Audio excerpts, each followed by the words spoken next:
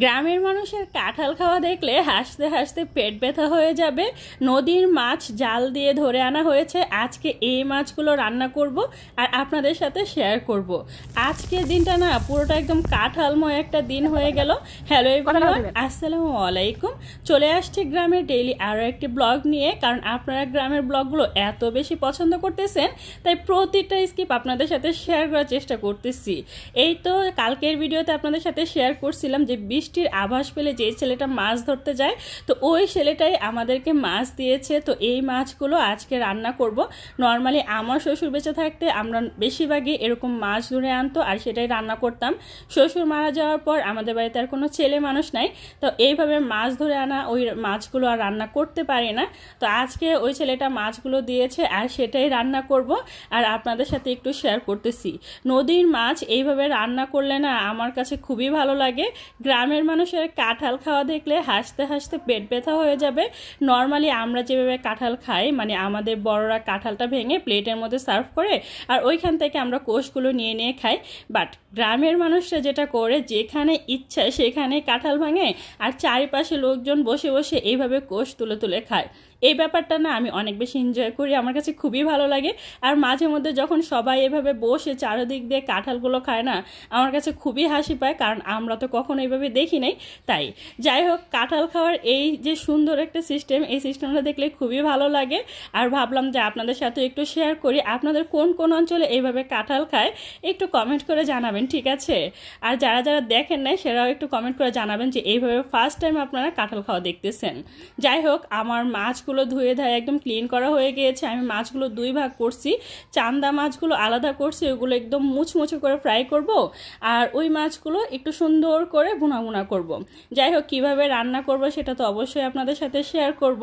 রান্নার জন্য প্রথমে আমি যেটা করব, একটা কড়াইয়ের মধ্যে তেল দিয়ে তারপরে দিয়ে দিচ্ছি পেঁয়াজ কুচি।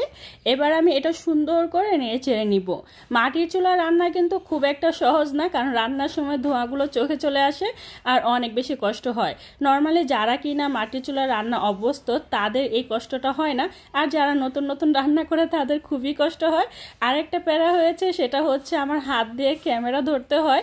এক হাতে ক্যামেরা এক হাতে রান্না সত্যি অনেক বেশি কষ্টদায়ক হয়। কিন্তু আপনারা আমার গ্রামের ভিডিও এত বেশি পছন্দ করেন, তাই যত কষ্টই হোক আপনাদের জন্য চেষ্টা করি একটু একটু করে ভিডিও করার। সো আপনারা বেশি বেশি করে ভিডিওগুলো শেয়ার করে দিবেন, ঠিক আছে?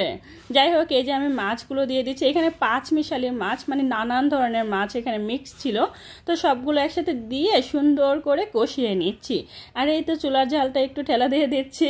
এবার লাকড়ি চুলা রান্না করতে সত্যি অনেক বেশি ভালো লাগে, তাই না? যাই হোক, এটা খুব ভালোভাবে কষানো হয়ে গিয়েছে। পরিমাণ মতো পানি দিয়ে দিচ্ছি। এবার এই মাছটা আমি খুব ভালোভাবে রান্না করে নিব। নর্মালি আমি যেভাবে চাই ঠিক সেভাবেই রান্না করব। ফাইনালি আমার রান্নার ডান, দেখতেই পাচ্ছেন। এবার আমি আরও একটু তেল দিয়ে দিয়েছি কড়াইয়ের মধ্যে। তারপরে যে চান্দা মাছগুলো ছিল না, নুন হলুদের গুঁড়ো লাল মরিচ গুঁড়ো ধনিয়া গুঁড়ো দিয়ে এবার সুন্দর করে ভেজে নেব একদম মুচমুচে করে। আর অন্য দিকটা দেখেন না, আমার শাশুড়ি আবারও কাঁঠাল খাচ্ছে। চিন্তা করেন, আজকের দিনটা মনে হচ্ছে যে একদম কাঁঠালময় হয়ে যাবে। যাই হোক, উনি এদিক দিয়ে কাঁঠাল খাচ্ছে আর আমি ভিডিও করতেছি, আর আমি দুষ্টামি করতেছিলাম, মা আপনি কি সারাদিন কাঁঠাল খাবেন নাকি? যাই হোক, এইভাবে করতে করতে আমাদের রান্না বান্নাও ফাইনালি হয়ে যাচ্ছে। চান্দা মাছগুলো না মুচমুচে করে ফ্রাই করলে আর কাটা লাগে না। তো আপনারা কি কখন এইভাবে ফ্রাই করেছেন কিনা একটু কমেন্ট করে জানাবেন। রান্না বান্না প্রায় শেষ পর্যায়ে, আর কি পরিমাণের বাতাস ছুটছে দেখতেই পাচ্ছেন।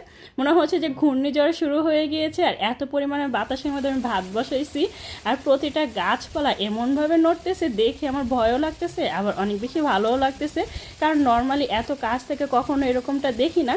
যাই হোক, রান্না বান্না শেষ করে গোসল শেষ করে তারপরে খাওয়া দাওয়া শুরু করলাম। এই তো নদীর মাছ দিয়ে আজকের দুপুরের লাঞ্চ, সেই সাথে ছিল চ্যাপা শুটকির বড়া। তো এই ছিল আমার আজকের ব্লগ। তো ব্লগটা কেমন লাগছে অবশ্যই কমেন্ট করে জানাবেন, ঠিক আছে? ভালো লাগলে লাইক কমেন্ট শেয়ার করে দিবেন, চ্যানেলটা সাবস্ক্রাইব করে রাখবেন, আর পেজে লাইক ফলো দিয়ে সবসময় সাপোর্ট করবেন। আপনাদের লাইক কমেন্ট শেয়ার আমাকে না সবসময় নতুন নতুন ভিডিও দেওয়ার অনুপ্রেরণা যোগায়। আর যাদের কাছে আমার আজকের এই ভিডিওটা ভালো লাগবে, প্লিজ বেশি বেশি করে শেয়ার করে দিবেন। দুপুরে খাওয়ার পর আমার শাশুড়ি আবারও কাঁঠাল ভাঙতেছে। চিন্তা করেন, আমার কাছে মনে হলো কি আজকের দিনটা না সত্যি কাঁঠালময় একটা দিন হয়ে গেল, তাই না? সো সবাই ভালো থাকবেন, সুস্থ থাকবেন, আমার জন্য দোয়া করবেন। আল্লাহ হাফেজ।